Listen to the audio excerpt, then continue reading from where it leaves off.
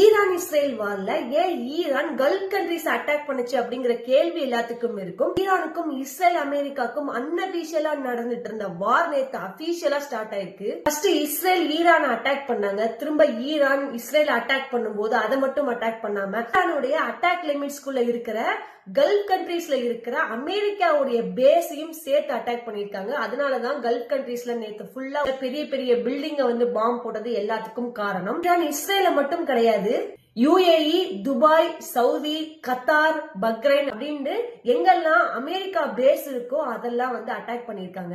இஸ்ரேலையும் சரி ஈரான்லயும் சரி ஃபுல்லா கண்ட்ரி எமர்ஜென்சி போட்டிருக்காங்க. துபாயில இருக்கிற புஜ் கலிஃபா பக்கத்திலேயே ஒரு அட்டாக் நடந்திருக்கு. சோ புஜ் கலிஃபால இருக்கிறவங்களை எவ்வளவு சீக்கிரம் வெளியே போக சொல்ல முடியுமோ அவ்வளவு சீக்கிரம் துபாய் கவர்மெண்ட் சொல்லிட்டு இருந்தாங்க. அதே மாதிரி எல்லா ஏர்போர்ட்ஸ் எல்லாத்தையும் ஷட் டவுன் பண்ணிட்டாங்க. யுஏஇ கவர்மெண்ட்டும் சரி துபாய் கவர்மெண்ட்டும் சரி எல்லாத்தையுமே அண்டர் கண்ட்ரோல் தான் வச்சிருக்காங்க. சோ யுஏஇல இருக்கிறவங்களும் சரி கல்ஃப் கண்ட்ரீஸ் இருக்கிறவங்களும் சரி சேஃபா தான் இருக்காங்க.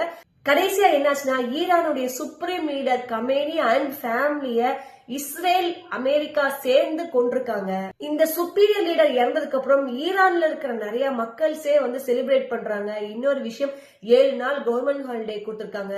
இன்னொரு ரொம்ப முக்கியமான விஷயம் ஈரான் சைட்ல இருந்து என்ன வந்திருக்குன்னா, எங்களோட சுப்பீரியர் லீடர் கொண்டுட்டீங்கல்ல, இதை நீங்க ஆரம்பிச்சு வச்சிட்டீங்க, நாங்க முடிச்சு வைக்கிறோம், இந்த வார் அப்படிங்கிறது இதோட முடிஞ்சிடாது அப்படிங்கிற மாதிரியும் கொடுத்திருக்காங்க. இது இதோட நிக்காது, இன்னும் கூட கண்டினியூ ஆகும் அப்படிங்கிற மாதிரி தான் வார் டென்ஷன் இருக்கு. Let's see.